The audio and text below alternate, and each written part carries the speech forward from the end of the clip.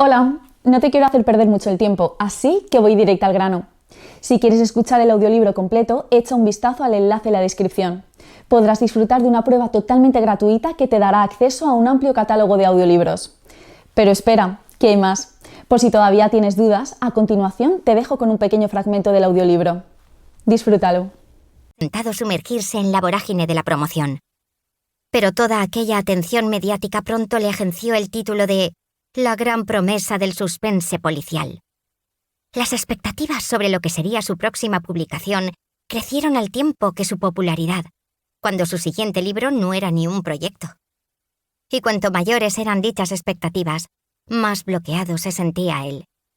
Pero el sueño, esa carrera meteórica, solo se afianzaría si conseguía que su segundo libro llegase a impresionar tanto como el primero. De lo contrario, terminaría siendo uno más en la lista de talentos fugaces en ese competitivo mundo. Tenía que centrarse en el libro. Apenas contaba con 3 meses para poder hacerlo.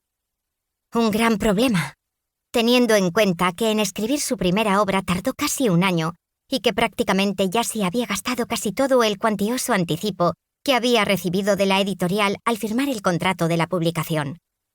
Para colmo, en su cabeza, todas las ideas que paseaban seguían sin parecerle lo suficientemente buenas.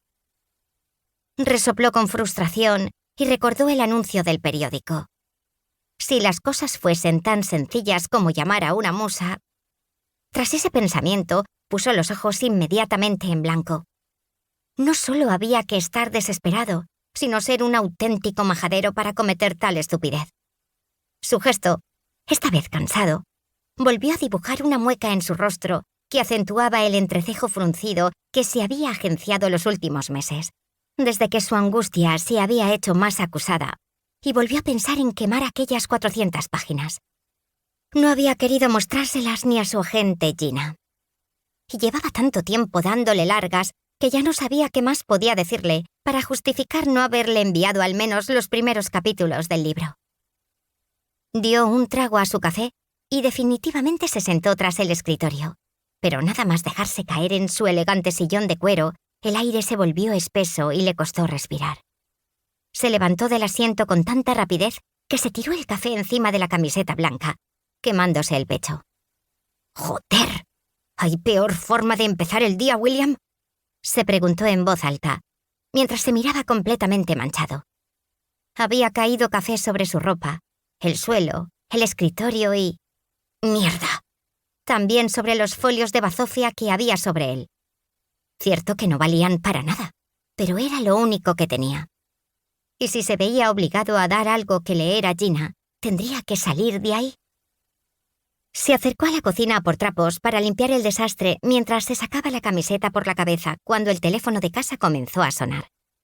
Fue hasta el aparato y reconoció el número en la pantalla. Era Gina, su agente que, como siempre, parecía leerle la mente y decidir llamarlo en el peor momento. No estaba de ánimo para comenzar una discusión que con total seguridad terminaría perdiendo. Gina, además de su agente, era su exnovia. Habían estado juntos casi 3 años, la relación más larga que había tenido, y eso le había proporcionado un máster sobre cómo sacarlo de quicio. Esa había sido una de las razones por las que acordaron romper hacía 1 año. Se apreciaban y respetaban mutuamente, pero eran totalmente incompatibles. A ella le gustaba intentar manipularlo y a él le agotaba ese juego. Ella había querido diseñar su vida y relación a su capricho, y él había estado dispuesto a perder su voz e independencia.